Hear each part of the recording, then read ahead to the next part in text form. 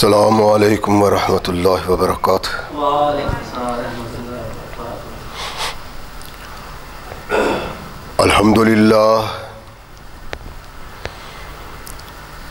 الحمد للہ نحمدہ ونستعینہ ونستغفرہ ونؤمن بہ ونتوکل علیہ ونعوذ باللہ من شرور انفسنا ومن سیئات اعمالنا من يهده الله فلا مضل له ومن يضلل فلا هادي له ونشهد أن لا إله إلا الله وحده لا شريك له ونشهد أن محمدا عبده ورسوله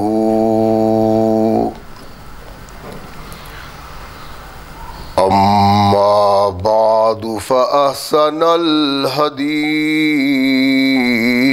كتاب الله وخير الهدي هدي محمد صلى الله عليه وسلم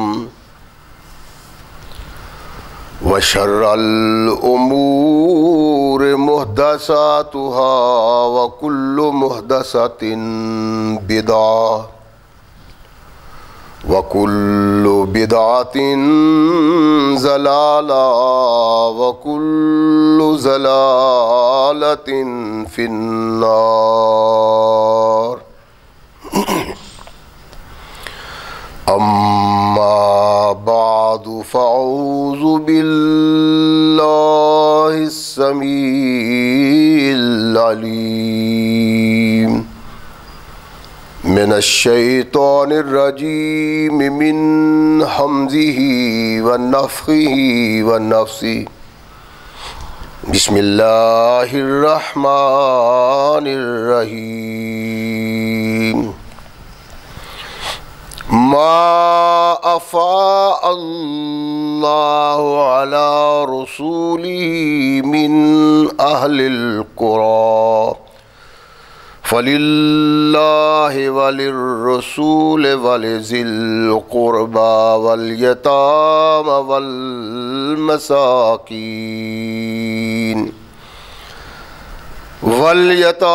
والمساكين وابن السبيل كي لا يكون دولة بين الأغنياء منكم وما آتاكم الرسول فخذوه وما نهاكم عنه فانتهوا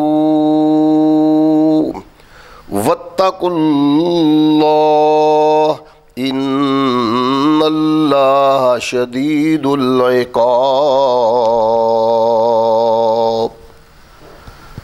صدق الله مولانا العظيم وصدق رسول النبی الکریم۔ ہر قسم کی حمد و ثنا، تعریفات و توصیفات اس خالق و مالک کے لیے ہیں جس نے ساری کائنات کو تخلیق دیا اور اس کی حسن و آبادی کے لیے حضرت انسان کو تخلیق فرمایا۔ کروڑوں درود و سلام اس ہستی اقدس و مقدس پہ کہ جس کا نام نامی اسم گرامی ہے محمد صلی اللہ علیہ وسلم۔ لاکھوں رحمتیں ان نفوس قدسیہ پہ کہ جنہوں نے سرور کائنات علیہ الصلاۃ والسلام سے اس ضابطۂ حیات کو وصول کیا اور اس کو ہم تک پہنچانے کے لیے اپنا تن من دھن قربان کر دیا۔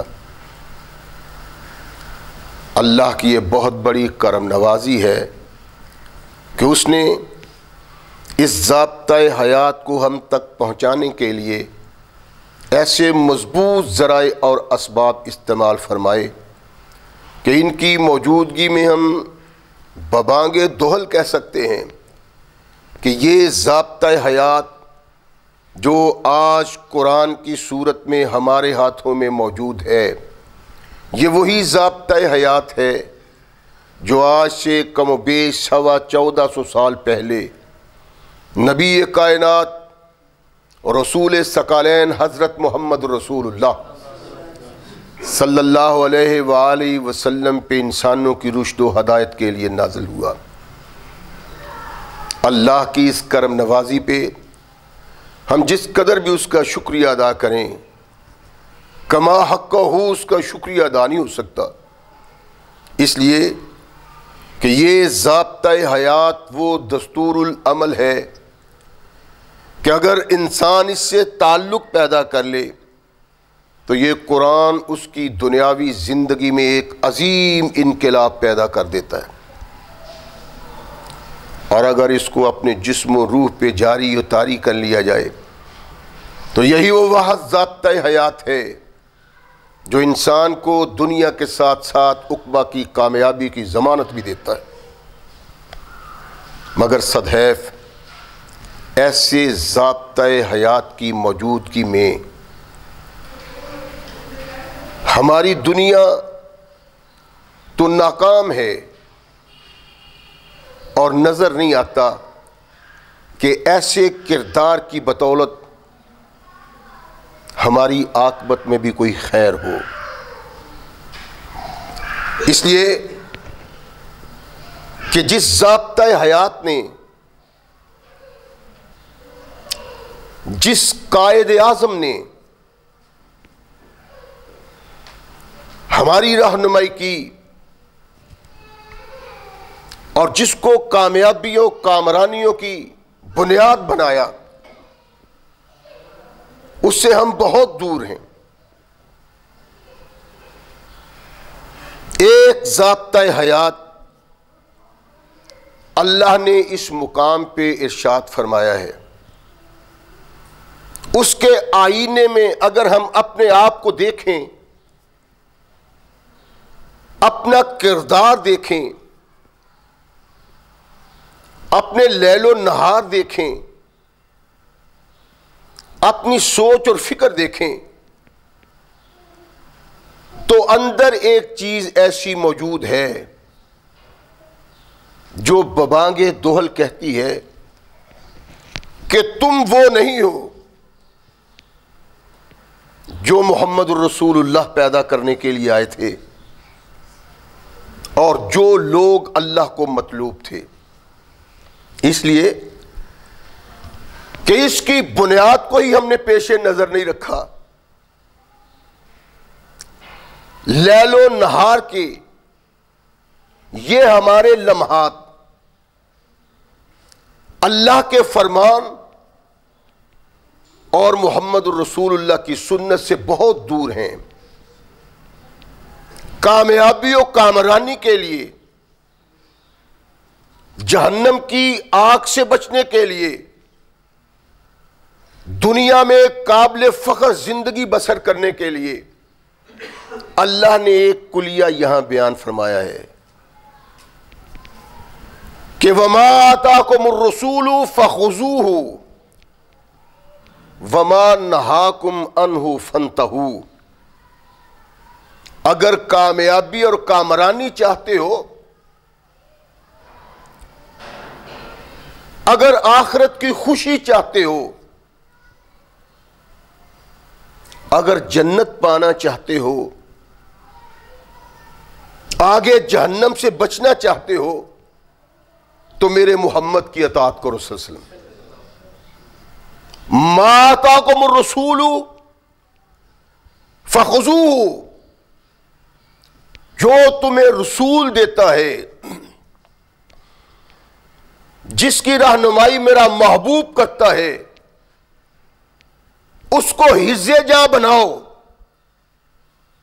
اس کو قبول کرو، وما نہاکم جس سے تمہیں منع کرتا ہے فانتہو بس اس سے رک جاؤ. انسانی زندگی کے دو کردار دنیا و آخرت کی کامیابی کے لیے، ایک تو محمد الرسول اللہ کی اطاعت اور ایک ان کے احکامات کے مطابق جس سے وہ روک جائیں اس سے رکنا. کامیابی کے یہ دو اصول جو اللہ نے قرآن میں بیان کیے ہیں، ہماری بد نصیبی ہے کہ ہماری زندگی میں یہ نہیں پائے جاتے. کیوں؟ معاشرے کا خوف، عزیز و اقارب کی ناراضگی کا ڈر، اللہ والوں کے کم ہونے کی بنیاد پہ، باغیوں کے زیادہ ہونے کی بنیاد پہ. سبب کیا ہے؟ یہ تو ہر انسان اپنا خود جائزہ لے سکتا ہے، لیکن نظر یہی آتا ہے جو قرآن کے داعی ہیں، جو ثقلین کے تاجدار محمد الرسول اللہ کی آواز کو آگے پہنچانے کے مکلف تھے، نہ ان میں وہ تصور رہا ہے اور نہ عام لوگوں میں. اللہ کی گرفت میں وہ لوگ زیادہ آئیں گے جن کو قرآن کا علم ہے اور محمد الرسول اللہ کے فرمان کا علم. عام سی بات ہے کہ قانون پاکستان کی اگر کوئی قانون دان مخالفت کرتا ہے یا اس کا ارتکاب کرتا ہے، جو جرم اس کو سزا دلاتا ہے، عدالت کا جج اس کے لیے کبھی بھی نرم گوشہ اپنے دل میں نہیں رکھے گا، اس لیے کہ اس کو پتا تھا یہ جرم ہے اور اس کی سزا یہ ہے. سب کچھ جاننے کے بعد اس نے اگر اس جرم کا ارتکاب کیا ہے تو یہ سزا کا زیادہ حقدار ہے. لیکن اگر ایک آدمی نہیں سمجھتا اس کو، وہ اس جرم کا ارتکاب کرتا ہے، تو اس کو بے علمی کی بنا پہ، بے شعوری کی بنا پہ کوئی نرمی مل سکتی. جو لوگ قرآن کو، اللہ کی کتاب اور محمد رسول اللہ کو اپنا قائد سمجھتے ہیں صلی اللہ علیہ وسلم، وہ بغاوت کی زندگی بسر کرتے ہیں تو وہ قابل گرفت زیادہ ہے دوسرے کے مقابلے میں. ہر آدمی اپنے آپ کو بڑا ایماندار سمجھتا ہے، بڑا مومن کانت سمجھتا ہے، اور ہر ایک کو علم ہے کہ یہ قرآن اور نبی رحمت محمد رسول اللہ دو ہی چیزیں ہیں جن سے وابستگی کی بنا پہ میری دنیا بھی بہترین بن سکتی ہے اور میری آخرت بھی. اللہ نے واضح طور پہ ارشاد فرمایا وما آتاکم الرسول فخذوہ وما نہاکم عنہ فانتہوا. اپنی زندگی کا معمول بنا لو، لیکن ہماری زندگی کا یہ معمول نہیں. یہ معمول ان لوگوں کا تھا جنہوں نے اسلام قبول کیا اور اس بنیاد پہ، اس سوچ پہ، اس فکر پہ کہ لا الہ الا اللہ محمد رسول اللہ، اللہ ایک واحد معبود ہے اور قائد اور رہنما بھی ایک محمد الرسول اللہ صلی اللہ علیہ وسلم. ان لوگوں نے اپنے اس ایمان کے نقشہ میں اپنے کردار سے رنگ بھرا. ثقلین کے تاجدار محمد رسول اللہ صلی اللہ علیہ وسلم صحابہ کو کہتے ہیں کہ میں نے خواب میں دیکھا ہے کہ ہم بیت اللہ کا طواف کر رہے ہیں. اللہ کے نبی تو چلتے ہیں، صحابہ چلے، اللہ کے نبی چلے. حدیبیہ کے مقام پہ پہنچے تو پتہ چلا مکے کے کافر تو برداشت نہیں کرتے، وہ مر جانا کٹ جانا گوارا کرتے ہیں لیکن یہ گوارا نہیں کرتے کہ محمد اور اس کے ساتھی آ کے تابت اللہ کا طواف کریں. گفتگو کا سلسلہ شروع ہوا, نوبت صلح سوائی تک پہنچی. اللہ کے نبی محمد الرسول اللہ کے پاس کافروں کا پیغامبر آتا ہے, ان کا نمائندہ آتا ہے, ان کا وکیل آتا ہے. صلح کی شرائط طے ہوتی. ابھی صلح کی شرائط مکمل نہیں ہوئی, ابھی دستخط نہیں ہوئے, ابھی مسودہ تیار نہیں ہوا کہ ایک مسلمان جو کافروں کی قید میں تھا وہ بھاگ کے آیا. جب کافروں کے نمائندے نے دیکھا تو اس نے مطالبہ کیا کہ محمد صلی اللہ علیہ وسلم اس کو ہمارے سپرد کرو, اس لیے کہ پہلی تحریر اور پہلا نمبر ہی یہی ہے کہ جو ہمارا غلام ہم سے تعلق رکھنے والا بغیر اجازت کے تمہارے پاس آئے گا تمہیں لوٹانا پڑے گا, اور جو تمہارا ہمارے پاس آئے گا ہم وہ لوٹائیں گے نہیں. لوٹاؤ. نبی رحمت محمد رسول اللہ صلی اللہ علیہ وسلم نے ارشاد فرمایا کہ بھائی ابھی تو معاہدہ ہوا ہی نہیں, مکمل تحریر نہیں ہوئی, معاہدے کے طرفین کے دستخط نہیں ہوئے, ابھی تو یہ قابل عمل نہیں. کہنے لگا اگر اس کو واپس نہیں کرنا تو ہمارے اور تمہارے درمیان کوئی وعدہ نہیں. ثقلین کے تاجدار محمد رسول اللہ صلی اللہ علیہ وسلم نے ارشاد فرمایا ابو جندل واپس چلے جاؤ. پریشان ہوئے ابو جندل, مسلمانوں کی طرف دیکھا, بھیگی نگاہوں سے آنکھوں میں آنسو,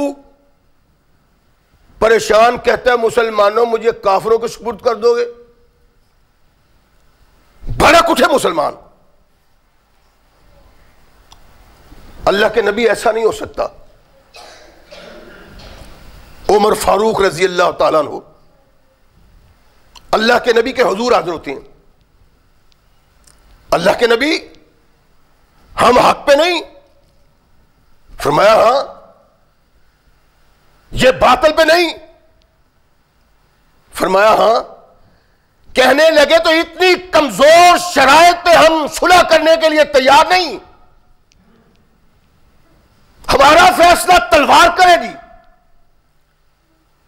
کونین کے آقا محمد رسول اللہ صلی اللہ علیہ وسلم نے ارشاد فرمایا کہ نہیں عمر, ہم نے معاہدہ کر لیا ہے. اللہ کے نبی اس معاہدے میں لکھا ہے کہ آپ کعبہ کا طواف نہیں کر سکتے, واپس جائیں. آپ نے ارشاد فرمایا تھا کہ میں نے دیکھا ہے کہ ہم کعبہ کا طواف کر رہے ہیں. اللہ کے نبی کی خواب وہی ہوتی ہے. ثقلین کے تاجدار محمد رسول اللہ نے ارشاد فرمایا عمر میں اللہ کا رسول اور اس کا سچا نبی ہوں اور اللہ سے اختلاف نہیں کر سکتا. فاروق اعظم کو یہ الفاظ, اللہ کے نبی کا یہ فکرہ قبول نہ ہوا. صدیق اکبر کے پاس گئے کہ دیکھو یہ کیسی ہماری زندگی ہے کہ ان لوگوں سے ڈر کے ہم رہیں. صدیق اکبر نے ارشاد فرمایا عمر اس کائنات میں تنہا ایک شخص ہے جس کی اطاعت فرض ہے. فما ينطق عن الهوى ان هو الا وحی یوحی.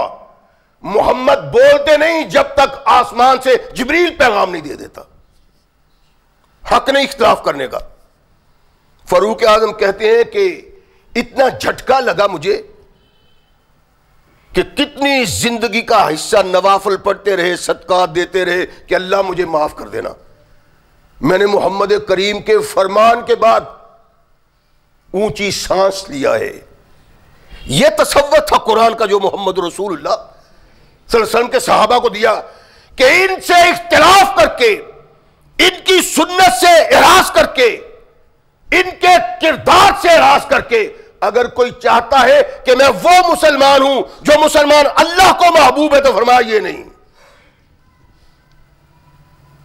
نبی رحمت محمد رسول اللہ صلی اللہ علیہ وسلم نے توحید و رسالت کا پیغام دیا،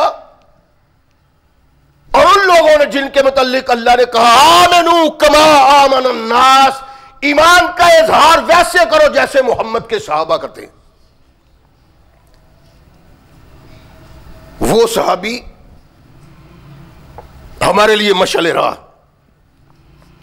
اللہ کے نبی کا صحابی ارباز کہتے ہیں کہ ایک دن نبی رحمت محمد رسول اللہ صلی اللہ علیہ وسلم نماز سے فارغ ہوئے، چہرہ اقدس و مقدس ہماری طرف کیا اللہ کے نبی نے، اور ہمیں واز شروع کیا. کہتے ہیں ایسا واز تھا کہ آنکھوں سے آنسو روا ہوئے، دل ڈر گئے. ایک شخص کہتا ہے اللہ کے نبی یہ تو جدائی کی وصیت نظر آ رہی ہے، اور وصیت کریں. اللہ کے نبی نے ارشاد فرمایا میں تمہیں وصیت کرتا ہوں اتقوا اللہ، اللہ سے ڈر جاؤ، اپنے قائد لیڈر رہنما کی اطاعت کرو اگرچہ وہ ایک حبشی انسان ہو. فرمایا میرے بعد تم اگر زندہ رہے تو تم دیکھو گے اختلافاً کثیراً، میری امت میں بہت زیادہ اختلاف، ہر قدم پہ، ہر مسئلہ میں امت میں اختلاف ہوگا، تم دیکھو گے اگر زندہ رہے تو. اللہ کے نبی اگر ایسا وقت آ جائے تو ہمارے لیے کیا حکم ہے؟ فرمایا علیکم بسنتی وسنت الخلفاء الراشدین المہدیین.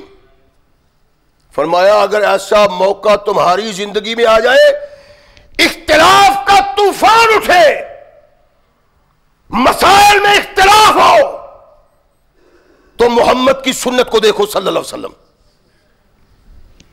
اگر وہاں کچھ نظر نہ آئے تو میرے خلفاء کی سنت کی طرف دیکھو. وَإِيَّاكُمْ وَمُحْدَثَاتِ الْأُمُورِ كُلُّ مُحْدَثَةٍ بِدْعَةٌ وَكُلُّ بِدْعَةٍ ضَلَالَةٌ. فرمایا میری سنت کو اور میرے خلفاء کی سنت کو دیکھو. ہر وہ کام جو دین کے نام پہ ایجاد کر کے کوئی دین میں داخل کرتا ہے، اللہ کے نبی نے ارشاد فرمایا یہ بدعت ہے. وَكُلُّ مُحْدَثَةٍ بِدْعَةٌ، ہر نئی چیز جو اسلام میں داخل کر دی جاتی ہے بدعت ہے. وَكُلُّ بِدْعَةٍ ضَلَالَةٌ، اور ہر بدعت انسان کو محمد کے راستے سے ہٹا دیتی ہے صلی اللہ علیہ وسلم. ثقلین کے تاجدار محمد رسول اللہ صلی اللہ علیہ وسلم نے ایک سوچ دی، تصور دیا، اور یہ بتلایا کہ اسلام کس کو کہتے ہیں، کون آدمی کما حقہ مسلمان ہے اور کس آدمی کا اسلام کمزور اور نامکمل ہے. نبی رحمت محمد رسول اللہ کے اس ارشاد کا مقصد یہ ہے، مطلب یہ ہے کہ اپنے کردار کو وہ بناؤ جس کردار کا مطالبہ تم سے اللہ کرتا ہے، اور جو کردار محمد رسول اللہ صلی اللہ علیہ وسلم کو مطلوب. اللہ کے نبی کے اس فرمان پہ کونین کے آقا ثقلین کے تاجدار محمد رسول اللہ کے صحابہ نے جس انداز سے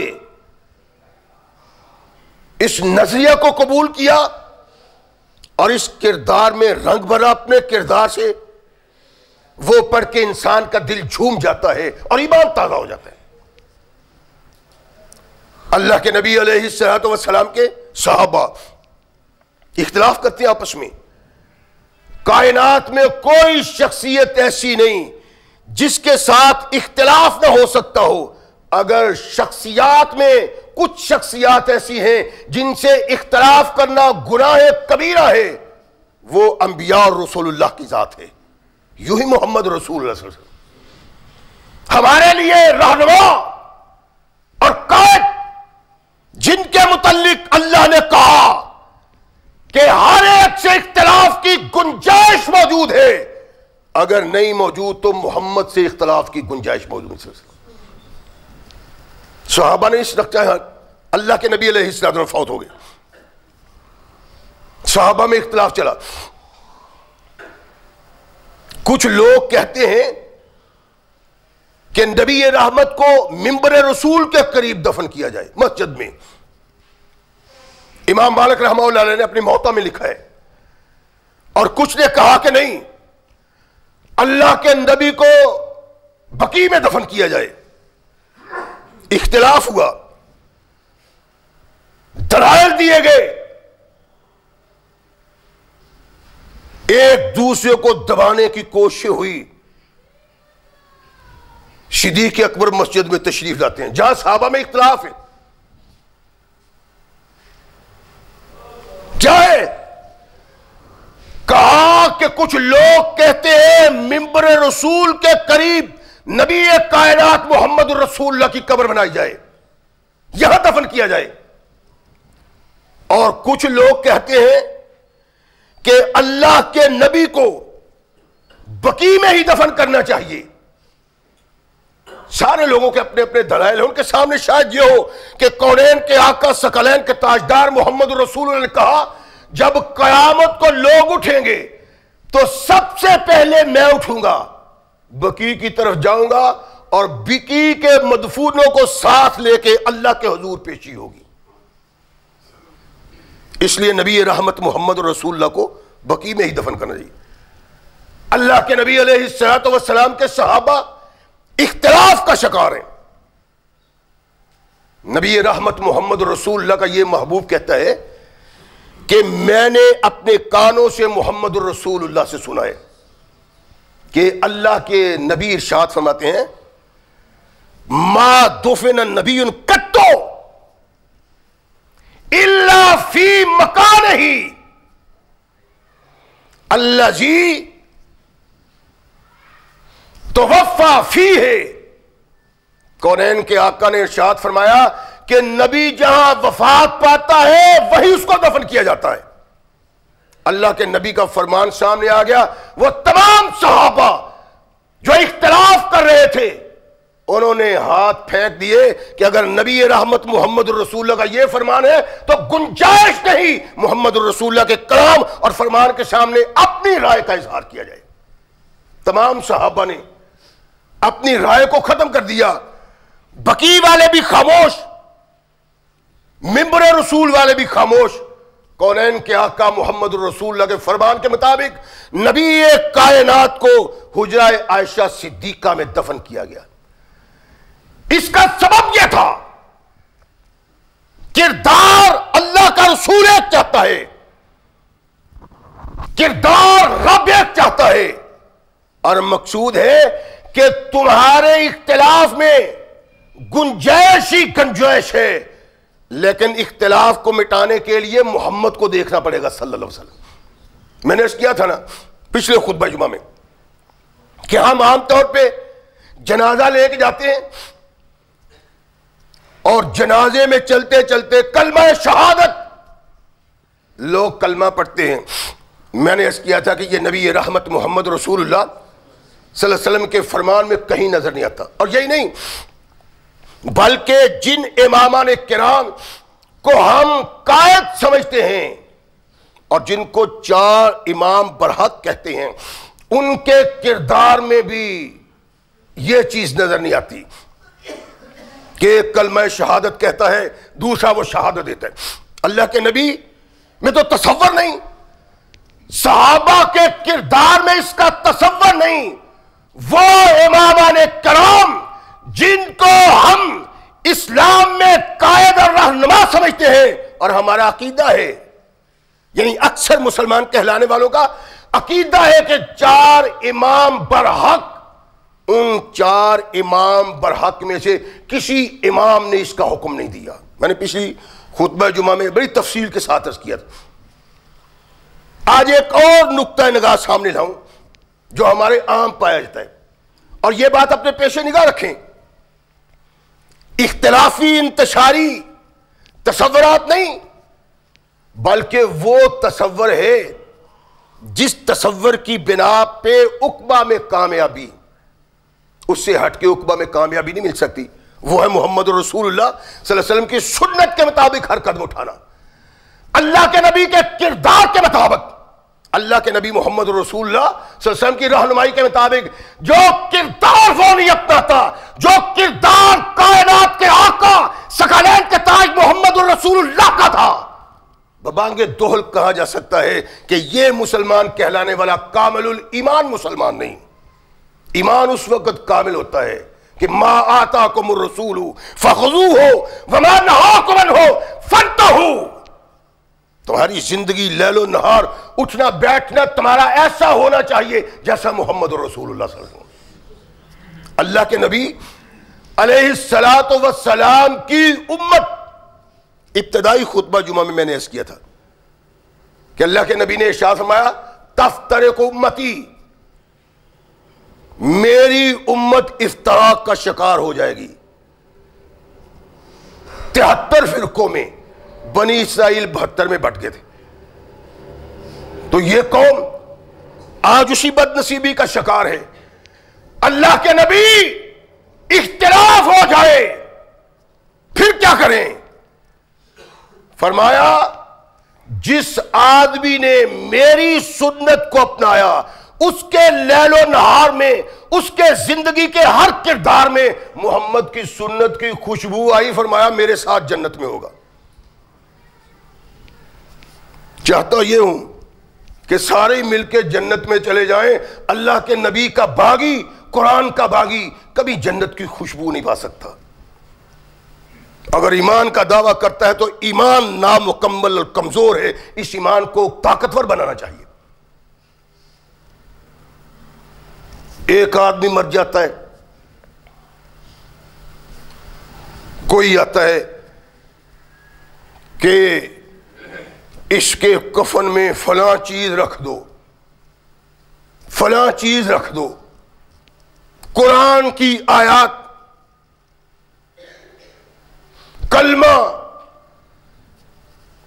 یہ کہاں سے آ گئے؟ اللہ کے بندو، اگر سارا قرآن بھی لکھ دیا جائے، تمام توحیدی کلمات لکھ دیے جائیں، اگر وہ محمد رسول اللہ کی سنت کے مطابق نہیں، اللہ کی قسم کوئی فائدہ نہیں دیتے۔ میں نے عرض کیا تھا نا کہ ایک آدمی تکبیر پھیرتا ہے کسی جانور کو، بسم اللہ اللہ اکبر کی جگہ وہ قل ہو اللہ پڑھ دیتا ہے، تو کیا وہ جانور حلال ہے؟ اور قل ہو اللہ قرآن کی آیات نہیں، قرآن کی سورت نہیں، لیکن جانور کو ذبح کرنے والا قرآن پڑھتا ہے تو وہ جانور حرام ہو جاتا ہے، اس لیے کہ محمد رسول اللہ نے یہاں قرآن نہیں پڑھا۔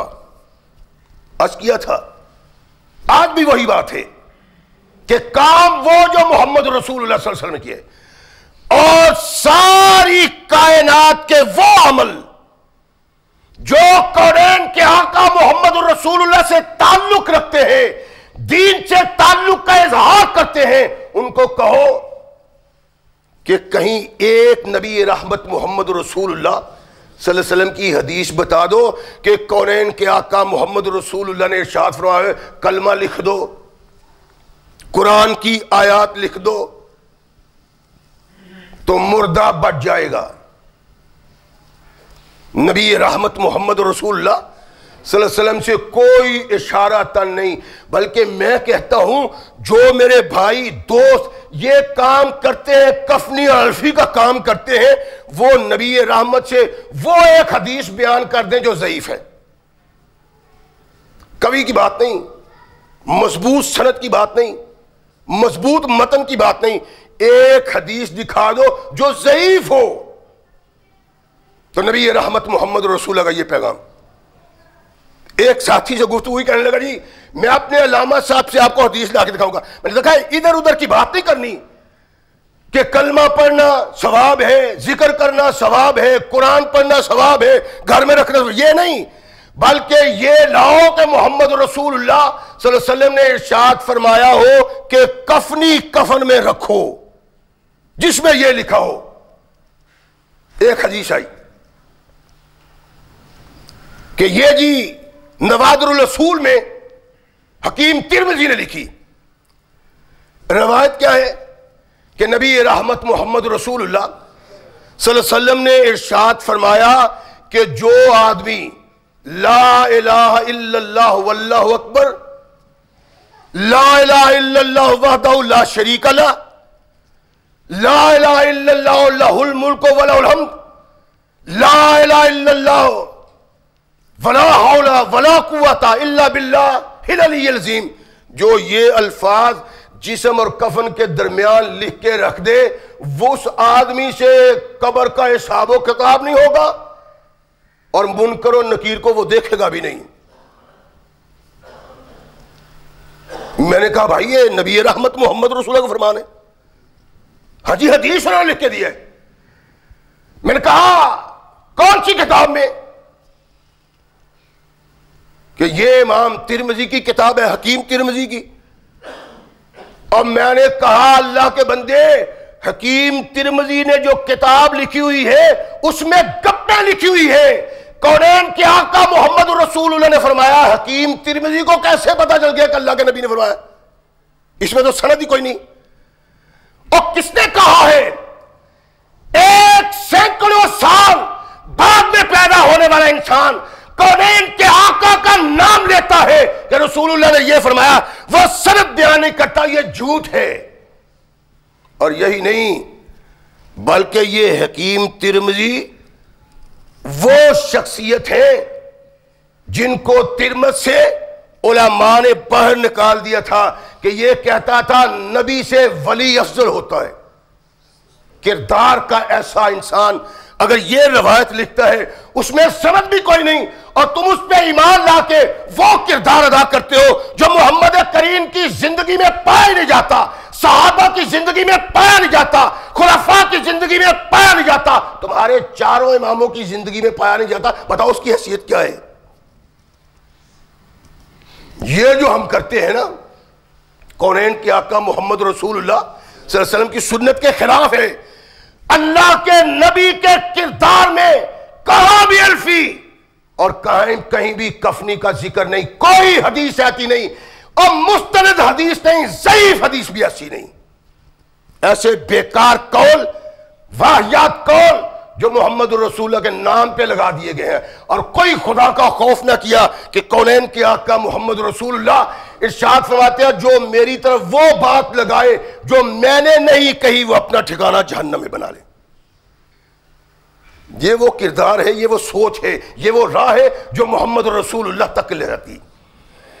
اور کائنات میں کوئی شخصیت ایسی نہیں جس کا کردار، جس کے افعال، جس کے اعمال قابل اطاعت ہو۔ اگر کوئی شخصیت ہے تو وہ محمد رسول اللہ کی ذات ہے۔ یہی تصور ہے جو قرآن نے دیا ہے، ما آتاکم الرسول فخذوہ وما نہاکم عنہ فانتہوا۔ جس سے اللہ کا نبی روکتا ہے رک جاؤ، جس کے کرنے کا حکم دیتا ہے کرو۔ ہم جاتے ہیں دیکھتے ہیں قبرستان میں، قبر میں مردہ دفنایا، ایک شخص کھڑا ہو گیا، وہ اذان دے رہا اللہ اکبر اللہ اکبر۔ وہ اللہ کے بندو، یہ کونین کے تاجدار محمد رسول اللہ نے کیا ہے؟ یہ کہنا انتہائی بد نصیبی کہ کلمات تو اچھے ہیں جی، اور کلمات کو نہیں دیکھنا، دیکھنا کردار مصطفیٰ کو ہے، جس نے قرآن دیا، جس نے اذان دی، جس نے نماز دی، اس نے ان میں رہنمائی کیا کی۔ اگر وہ رہنمائی نہیں تو کونین کے آقا محمد رسول اللہ صلی اللہ علیہ وسلم کے دین سے بغاوت ہے اور یہ اللہ کو مقبول اور محبوب نہیں۔ اپنا کردار وہ بناؤ جس کردار کو رب چاہتا ہے اور جو کردار بنانے کے لیے محمد رسول اللہ تشریف لائے. یہ نہیں ہے. کہاں ہے یہ اذان؟ کوئی اذان نہیں. اللہ کے بندو، اگر یہ اذان مردہ کے لیے فائدہ مند ہوتی تو کائنات میں محمد رسول اللہ سے بڑھ کے کوئی قوم کا بہی خوار، کوئی قوم کا ہمدرد نہیں.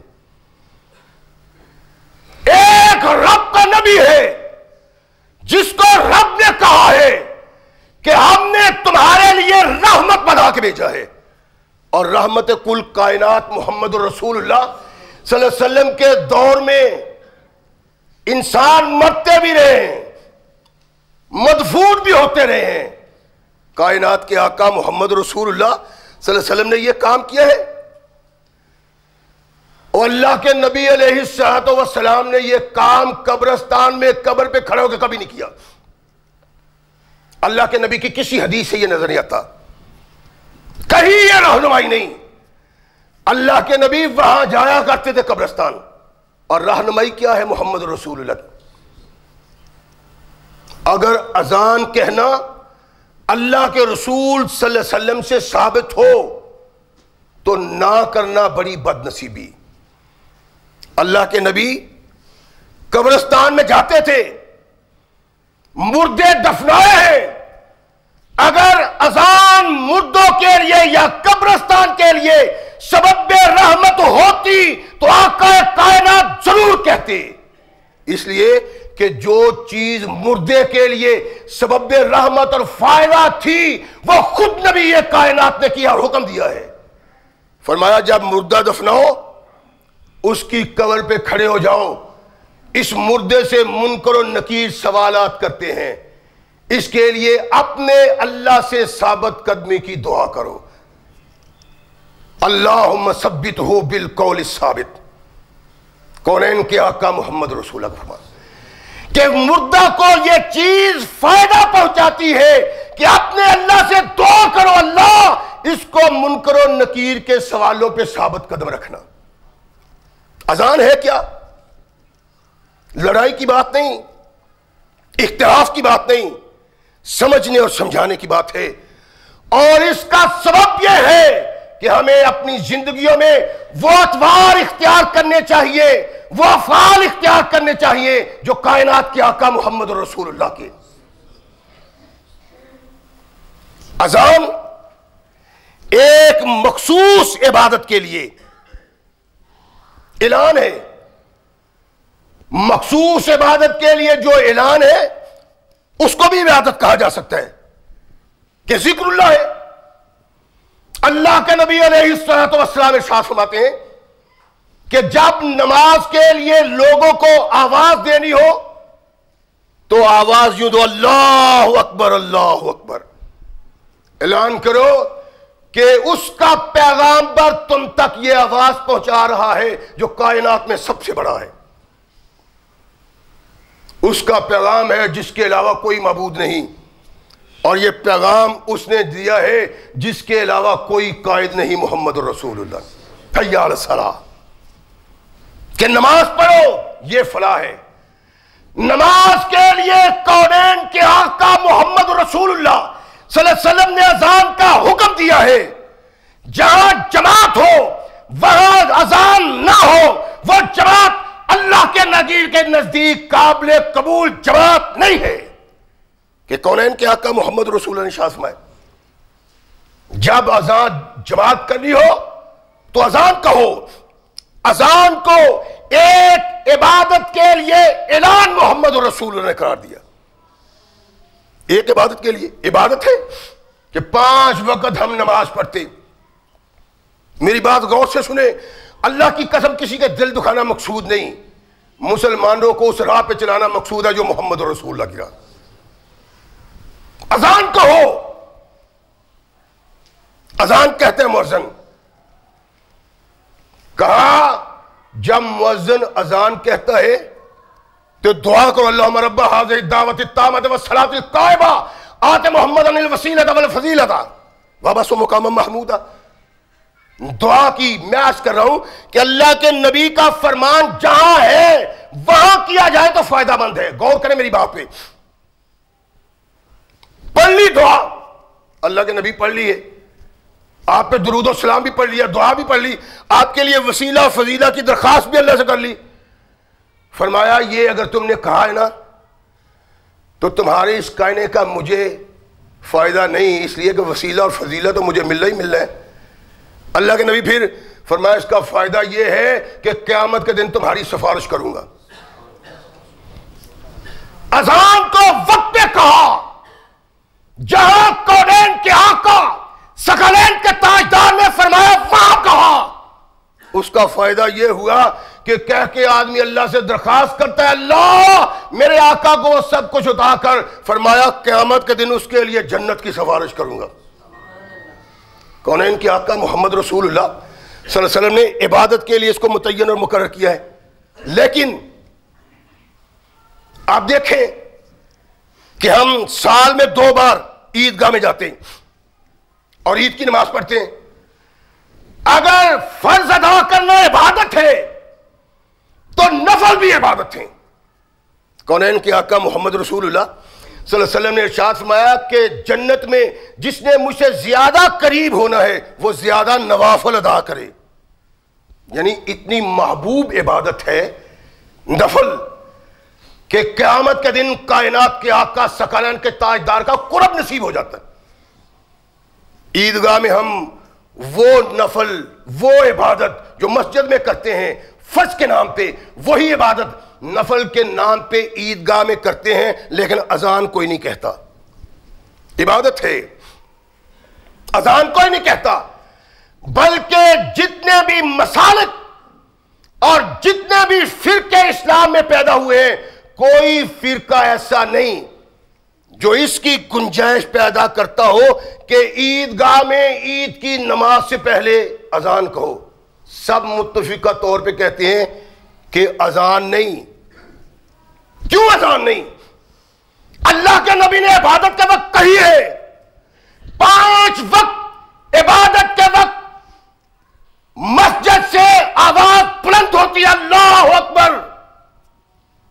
یہ بھی نماز ہے, مسجد کا حصہ عیدگاہ, عبادت سب کی ہو رہی ہے. کیوں نہیں؟ کہتے ہیں اس لیے کہ نماز عید کے لیے محمد رسول اللہ نے اذان نہیں کہی. نماز عید میں اذان نہ کہنا کونین کے آقا کا طریقہ سنت ہے, اس لیے اس سے بغا کرنا اللہ کے نبی کے دین سے بغا کرنا ہے. اگر نماز عید کے وقت اذان اس لیے نہیں کہنا کہ اذان محمد رسول اللہ نے نہیں کہی تو قبر پہ کب نبی رحمت محمد رسول اللہ نے کہی؟ اگر یہاں جہاں عبادت ہو رہی ہے, جس عبادت کے لیے بلایا جا رہا ہے, جس عبادت کے لیے اعلان ہے, وہی عبادت وہاں ہو رہی ہے, لیکن وہاں اس عبادت کے ہونے کے باوجود اذان نہیں کہی جاتی. کیوں کہ سارے مسالک کہتے ہیں یہاں محمد رسول اللہ نے اذان نہیں کہی. بھائی اگر یہاں محمد رسول اللہ نے اذان نہیں کہی تو قبر پہ کب کبھی محمد رسول اللہ نے کہی؟ اس لیے اس کی کوئی گنجائش نہیں, اس کی کوئی حیثیت نہیں. کونین کے آقا ثقلین کے تاجدار محمد رسول اللہ نے جو ہمیں کر کے دکھایا ہے وہ کرنا اسلام, دین اور عاقبت میں کامیابی کا سبب ہے. جو محمد رسول اللہ کے کردار میں نہیں ہے وہ کامیابی کا سبب نہیں. اس لیے کہ ہمارے احناف بھائیوں میں بہت بڑے علامہ, میں نے پہلے عرض کیا ہے کہ میں سب سے پہلے وہ مسائل بیان کر رہا ہوں جن مسائل میں کسی مسلک سے تعلق رکھنے والے ان کے قائد اور رہنما نے اختلاف نہیں کیا. اور بابا یہ کرتا ہوں کہ اللہ کی قسم اگر ایک مسئلہ جو میں کرتا ہوں نا اس میں میرے خلاف ایک محمد رسول اللہ کی صحیح حدیث لے آؤ, اللہ کے فضل و کرم سے سب کچھ چھوڑ کے اس حدیث کو مانیں گے. یہاں تو کچھ نہیں. ابن الحمام فتح القدیر میں لکھتے ہیں کہ کوئی بھی وہ عمل قبر پہ جائز نہیں جو محمد رسول اللہ کی سنت سے ثابت نہیں. اور کہتے ہیں کوئی عمل ثابت نہیں.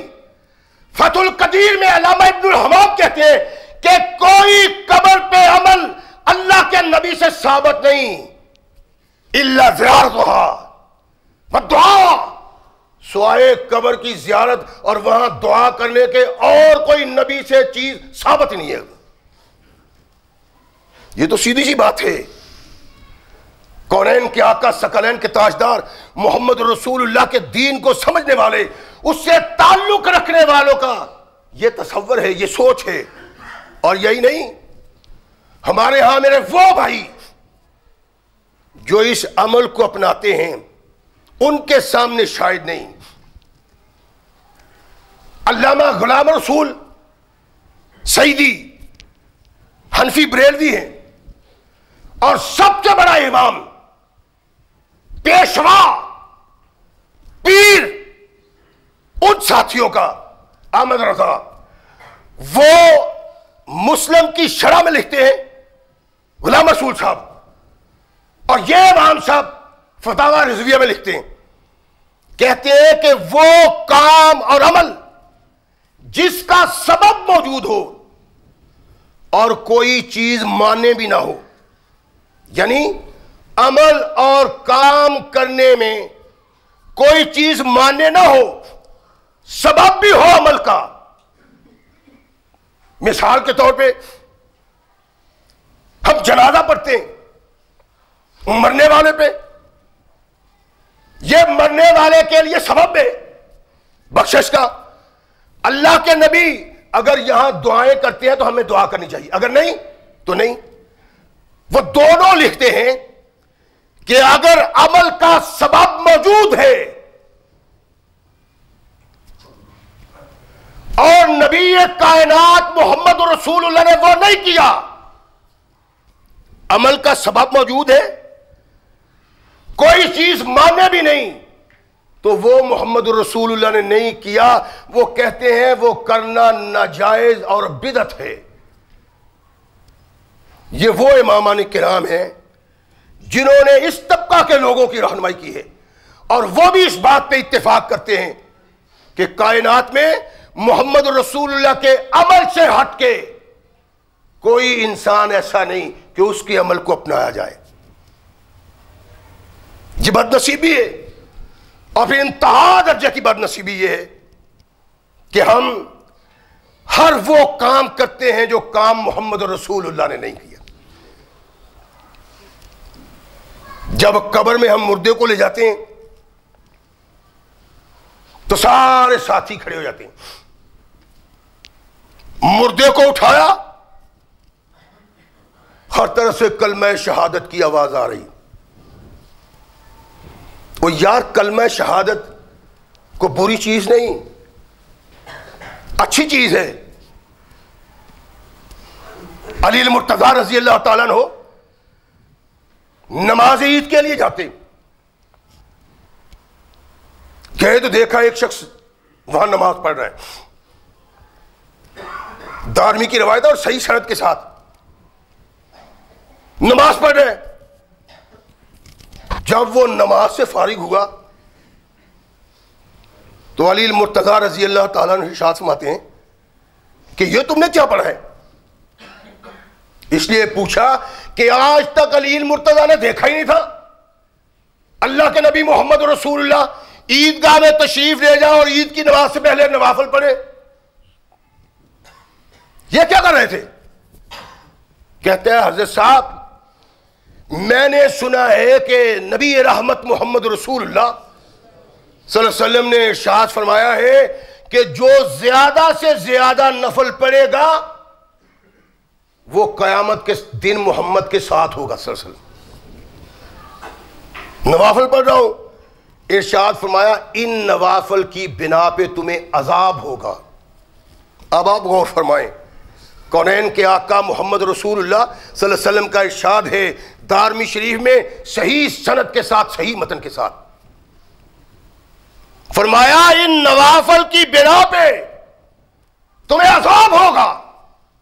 پریشان ہوا، کہنے لگا حضرت صاحب عجیب بات آپ کہتے ہیں، اللہ کے نبی نے ارشاد فرمایا نوافل زیادہ پڑھو میرے قریب آ جاؤ گے آپ مجھے عذاب سنا رہے ہیں؟ فرمایا نوافل پہ عذاب نہیں، محمد کی سنت کی مخالفت میں عذاب ہے، کہ اللہ کے نبی نے کبھی بھی عیدگاہ میں نماز عید سے پہلے کوئی نفل ادا نہیں کیا۔ کوئی نفل برائی تو نہیں ہے نا، کوئی ایسا عمل تو نہیں جو بغاوت ہے دین سے، لیکن کونین کے آقا ثقلین کے تاجدار محمد رسول اللہ کے صحابہ اس عمل کے خلاف سخت ایکشن لیتے تھے جو محمد رسول اللہ سے ثابت نہیں تھا۔ اور اللہ کی قسم حقیقت اسلام یہ ہے کہ جو عمل کائنات کے آقا محمد رسول اللہ سے ثابت نہیں وہ عمل کرنا بدعت ہے، یہ میرے آقا محمد رسول اللہ نے ارشاد فرمایا، اور اس کا اجر و ثواب نہیں مل سکتا۔ گرفت کیا کرے گا اللہ؟ وہ تو نبی رحمت محمد رسول اللہ نے ارشاد فرما دیا ہے، لیکن پیغام صرف یہ دینا چاہتا ہوں کہ اللہ کے بندو، کونین کے آقا محمد رسول اللہ کی سنت کو تھامو۔ جب تک سنت رسول پہ عمل پیرا نہیں ہوگے تمہارا اللہ تم سے راضی کبھی نہیں ہوگا۔ یہ ہمارے جو حالات ہیں نا، جن حالات میں ہم دو چار ہیں، محض اس بنا پہ ہیں کہ ہم قرآن کے باغی اور محمد رسول اللہ کی سنت کے باغی، دین میں ایسی ایسی چیزوں کو داخل کر لیا ہے جن کی حیثیت ہی کوئی نہیں، کسی بڑے امام نے جن کو بیان ہی نہیں کیا، ملاؤں نے کیا ہے، اس کو ہم نے دین سمجھ کے دین بنا لیا اور اختیار کیا ہے۔ کل قیامت کے دن اللہ کو کیا جواب دینا ہے؟ اللہ کے نبی محمد رسول اللہ صلی اللہ علیہ وسلم مردے کو رکھتے ہیں قبر پہ، صحابہ کو ارشاد فرمایا اٹھاؤ اس کو قبر میں دفن۔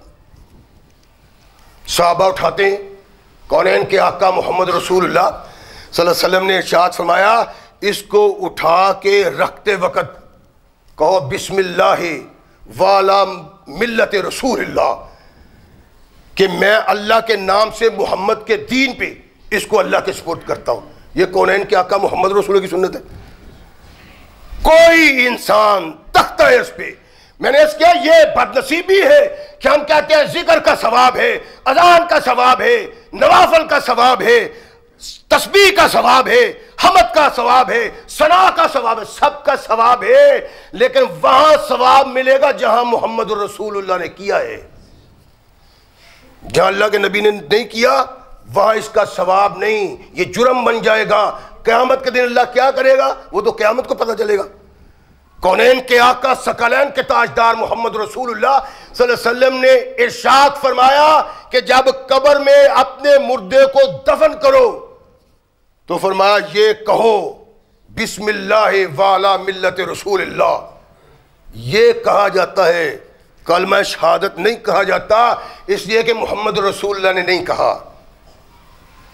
کلمہ ٹھیک ہے، الفاظ ٹھیک ہیں، پیارے ہیں، اور کلمے کے پڑھنے کے بغیر مسلمان نہیں، لیکن کلمہ وہی فائدہ دیتا ہے جہاں محمد رسول اللہ کہتے ہیں، جہاں اللہ کے نبی نے وقت آنے پہ، عمل آنے پہ، وہ کام ہونے پہ اللہ کے نبی نے نہیں کیا وہاں ہم کرتے ہیں، تو یہ اللہ کے نبی سے آگے بڑھنے کی مترادف ہے۔ اور قرآن واضح طور پہ کہتا ہے کہ لا تقدمو، نبی سے آگے نہ بڑھو۔